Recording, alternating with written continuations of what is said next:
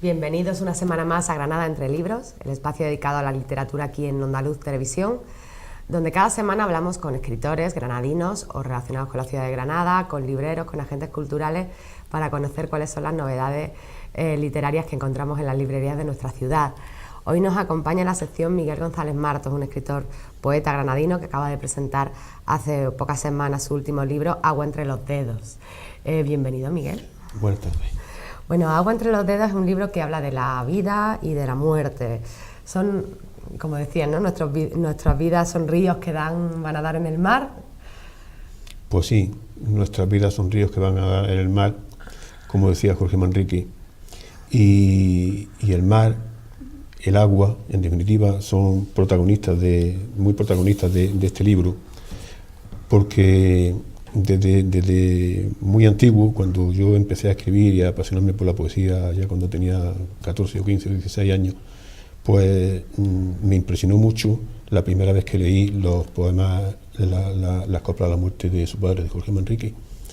Y eso, junto a los estudios posteriores de filosofía, en fin, me influyó mucho también el pensamiento de Heráclito, y al final de lo que se trata es de que la metáfora que subyace en este libro, pues eso, que nuestra vida es agua y que nuestra vida es un río que nace, crece, se expande, hace su recorrido y desemboca en el mar. Que fluyen como fluye la poesía, ¿no? Que también, fluye como fluye la portada, que es muy líquida, o sea, sí, yo creo que... Sí, por cierto, le tengo que agradecer a vuestra compañera Macarena esta hermosísima portada, porque en un vistazo, pues ella consiguió sintetizar la esencia del libro. Bueno, también es un libro, aunque hablábamos que habla de la vida y de la muerte, es un libro que habla sobre el amor, ¿no? ¿Tiene Sí. edad el amor? El amor tiene edades, claro. El amor evoluciona como evolucionan las personas, como evoluciona la vida, pero si se entiende como se entiende ahora comúnmente, pues que el amor es una cosa de jóvenes, el amor es una cosa que con el tiempo se va gastando, que la vida lo va desgastando, que la vida lo va aniquilando o consumiendo. En ese pensamiento yo no estoy exactamente de acuerdo, ni mucho menos.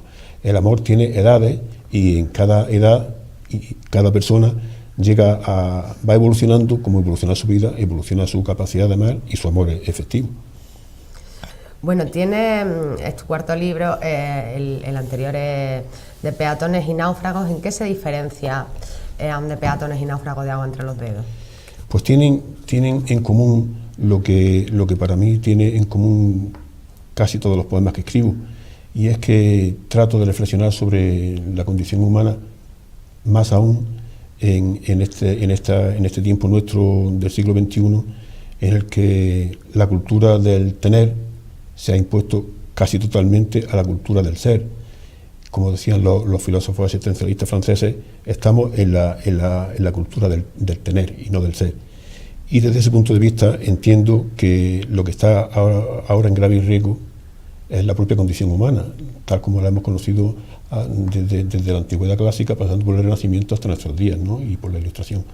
Entonces, tienen en común ambos libros en que son una reflexión sobre la condición humana, pero la diferencia en que, así como en De Peatones y Náufragos, me quedaba más bien en el análisis, en tratar de comprender, en tratar de gritar desde la comprensión de nuestra humanidad amenazada, pues en Agua entre los dedos tiene una intención más propositiva, desde el punto de vista de que ante la incertidumbre, ante la angustia de este vivir tan deshumanizado que llevamos, pues seguramente la respuesta está en el amor. Bueno, los que te conocen destacan de ti tu compromiso social. De hecho, podemos ver en tu biografía, ¿no?, que fuiste coordinador municipal de acciones integrales en Zona Norte, gerente provincial del Plan de Barriada, actuación preferente en Granada, y bueno, concejal socialista también en el ayuntamiento de aquí de la capital. Algunos de los poemas de este libro demuestran, ¿no?, tu compromiso social. ¿Seguirás escribiendo este tipo de poesía? ¿Es necesario para ti escribir este tipo de poesía? Sí. En primer lugar, te diré que para mí es necesario repensar nuestra sociedad tal como la tenemos estructurada, tal como la estamos construyendo permanentemente o desconstruyendo permanentemente, porque en el funcionamiento social y en la dinámica de nuestra sociedad tan injusta y tan desigual, hay amplios sectores de población, personas como tú y como yo de carne y hueso, que están en el margen y que no tienen capacidad ni posibilidad ninguna de incorporarse al texto de nuestra sociedad ni a su contexto, porque están fuera del texto, están fuera del contexto, están fuera de la visión de la mayoría social, están fuera de las preocupaciones, son invisibles. Entonces, desde ese punto de vista, yo, claro, analizando nuestra condición humana en nuestro tiempo, pues evidentemente salta a la vista esto que te estoy diciendo. Y entiendo que la poesía también tiene que ser, debe ser, en estos tiempos que corren, un arma, un compromiso social, pero también un compromiso con los más necesitados. Y claro, sí tengo pensado escribir en el futuro algo más específicamente dedicado a estas cuestiones. ¿Es entonces para ti una necesidad escribir poesía? Es como respirar. Es como respirar. Yo me apasioné por la poesía. Es extraño que un chiquillo de Asa Grande, de aquellos años, te estoy hablando que yo nací en el 51, pues que un chiquillo de Asa Grande de aquellos años terminase aficionándose a la poesía. Entonces, yo lo que pasa es que tuve la enorme fortuna de que perdí la beca del instituto, que fue una suerte. Perdí 13.000 pesetas de beca que tenía yo entonces, cuando mi padre ganaba 450 pesetas al mes. Y claro, aquello que fue para mí, como te explico ahora, una suerte, fue un desastre familiar y mi padre me iba a masacrar.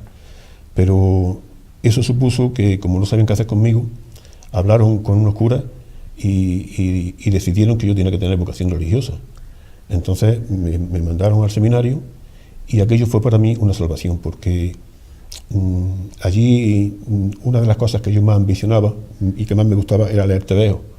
Y claro, allí me encontraba yo con una sala inmensa llena de estanterías altísimas, con libros a tu disposición, que no tenías que dar ningún dinero, sino solamente coger uno, cuidarlo, leerlo, cambiarlo por otro.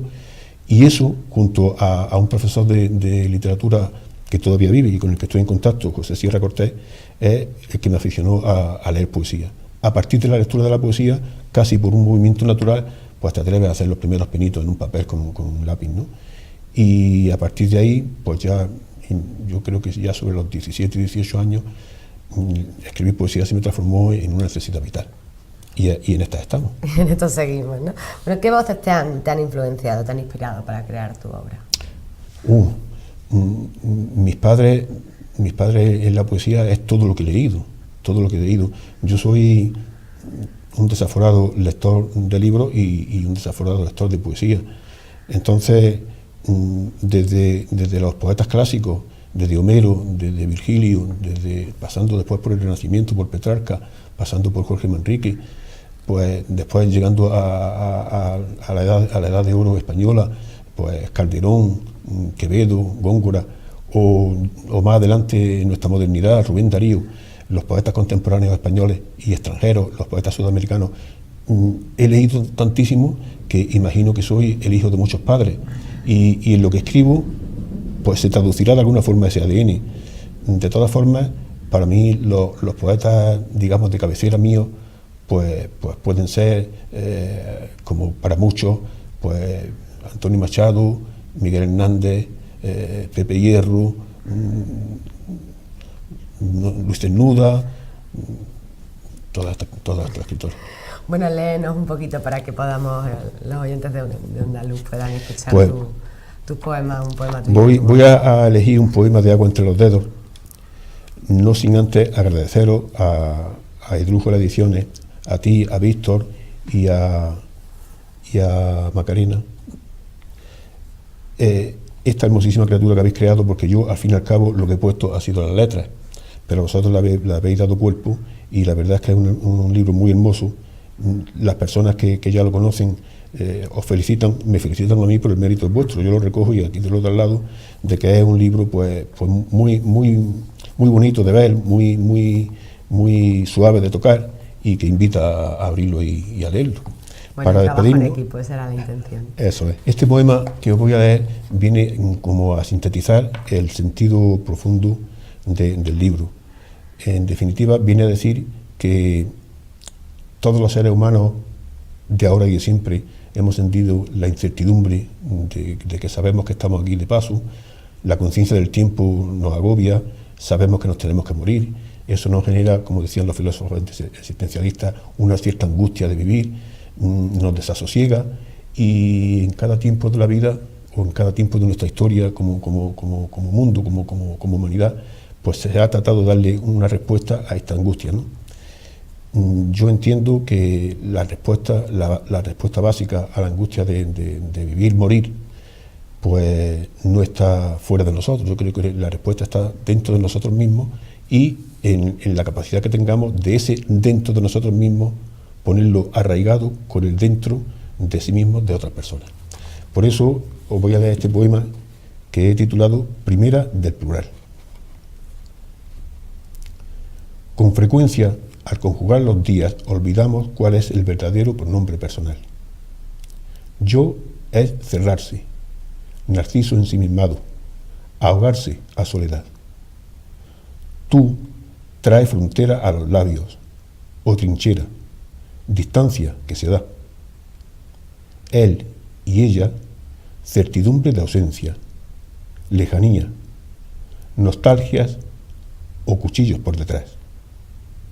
Si quieres ir con vida por tus aguas y no encuentras raíz tu corazón, ni tienes fe, ni fuerza, ni verdad, nosotras y nosotros son la clave, las dos palabras llave, el único y humano pronombre personal. Pues muchísimas gracias, qué gusto escucharte, Miguel. Te deseamos aquí desde Onda Luz una larga y exitosa trayectoria poética y ya sabes dónde tienes tu casa. Lo sé. Muchísimas gracias a vosotros. Gracias a ti.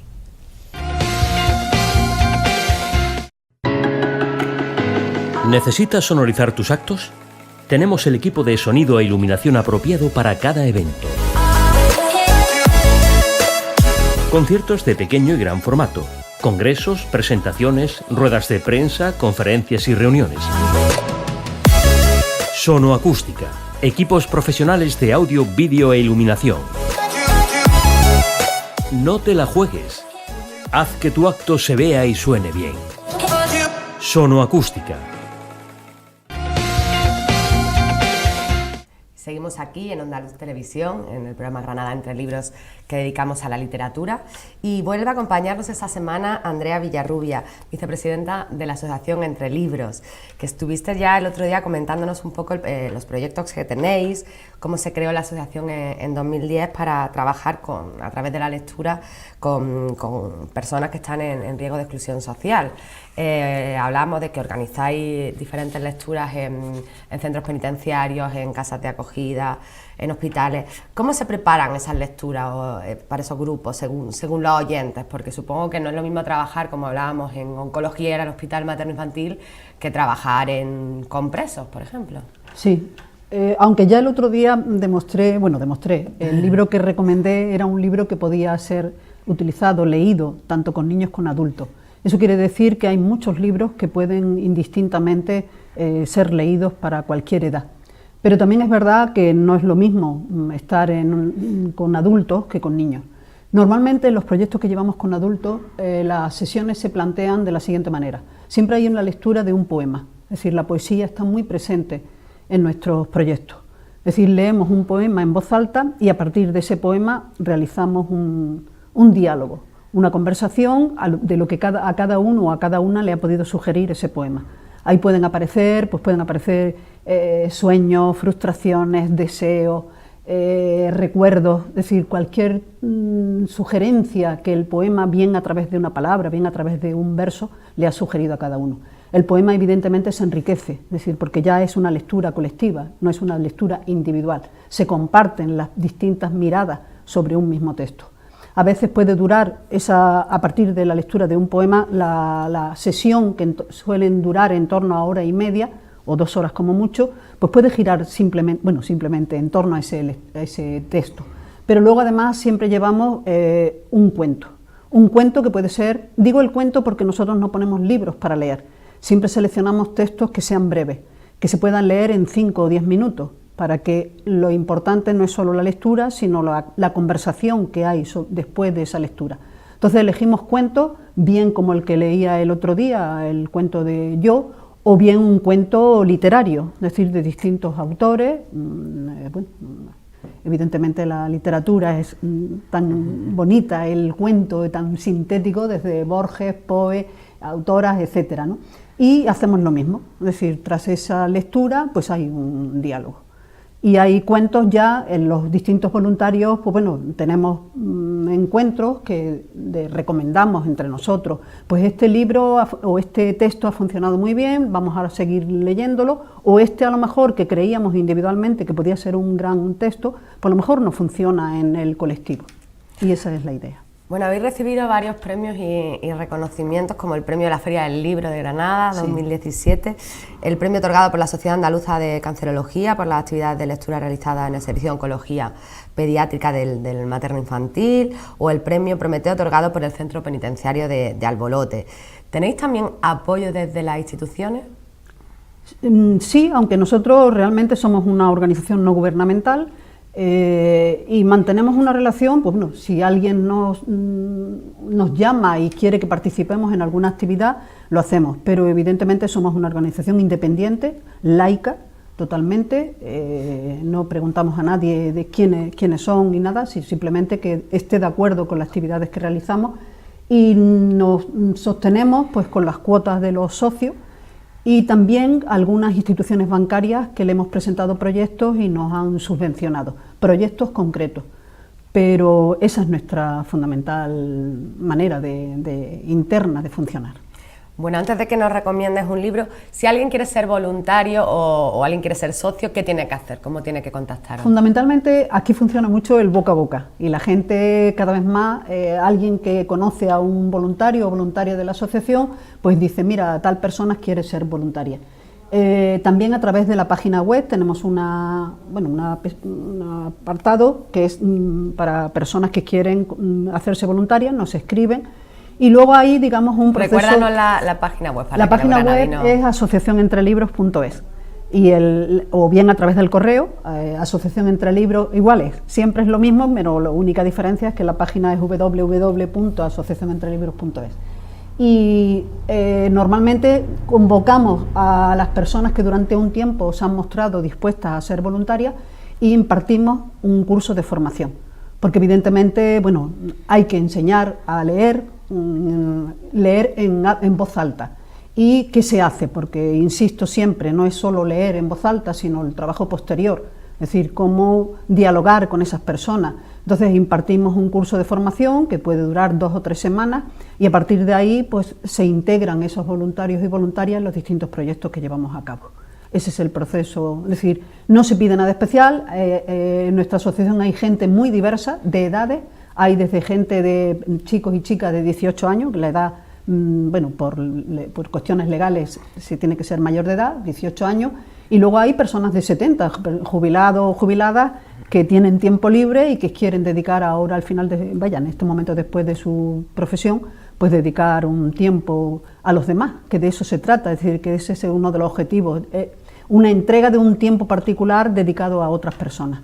Bueno, pues ya saben los granadinos, si alguien quiere ser socio o si quiere ser voluntario, que entre en la web de Asociación Entre Libros y que los busque, que yo creo que merece la pena el proyecto y hay que ayudar en estas cosas. Bueno, ¿qué libro nos recomiendas hoy, Andrea? Cuéntanos. Bueno, hoy recomiendo un libro muy distinto. Es un libro que he leído recientemente y a mí me ha impresionado mucho. Entonces, a mí me gusta, como yo digo siempre, si a mí me ha gustado, seguro que también le gusta a mucha más gente.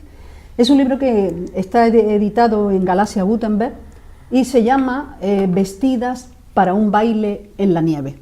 La autora es una escritora de origen ruso, pero vive en Barcelona, se llama Mónica Gustova, y es un libro muy especial. Son 9 entrevistas a 9 mujeres que estuvieron en el Gulag, en los campos de trabajo del estalinismo. Nunca se había, fundamentalmente es un periodo terrible de la historia reciente de Europa, y hasta ahora siempre se había hablado fundamentalmente de hombres que habían estado internados en estos campos de trabajo, pero la autora, Mónica Gustova, quiere darle voz a este grupo de mujeres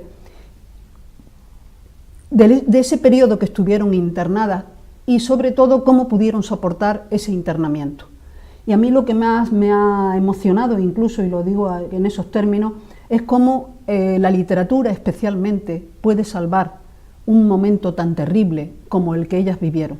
Es decir, la poesía especialmente. Es decir, ellas recitan unas a otras por las noches después del trabajo terrible, porque en muchas ocasiones era un trabajo frustrante, se trabajaba durante el día y se deshacía por la noche. Y por las noches se leían poemas de Marina Tsvetaeva, Ana Akhmatova, Boris Pasternak, y entonces era una manera de sentirse viva, es decir, cómo la literatura puede unir. Incluso ellas creaban sus propios textos. Y la amistad también, es decir, cómo la vida, la literatura, la poesía especialmente, puede ayudar a soportar unas circunstancias tan extremas como la que ellas vivieron. Y a mí me parece que es un homenaje muy hermoso, y creo que como la palabra, nosotros como asociación defendemos compartirla, cómo estas mujeres compartieron esas experiencias literarias y les ayudaron a poder soportar, y cómo luego se pueden reintegrar a sus vidas después. Pues me encanta, la verdad es que no lo conocía, pero me parece interesantísimo. Pues tomamos nota. Mónica Gustova, Vestidas para un baile en la nieve. Pues muchísimas gracias, Andrea, enhorabuena por ese proyecto, a ti y a Juan. Y bueno, ya sabéis que aquí tenéis vuestra casa cuando queráis venir y hablar si tenéis algún proyecto nuevo o demás. Sí, cuando queráis. Por nuestra parte estamos encantados de recibiros. Muchas gracias. Gracias a ti. Venga, gracias.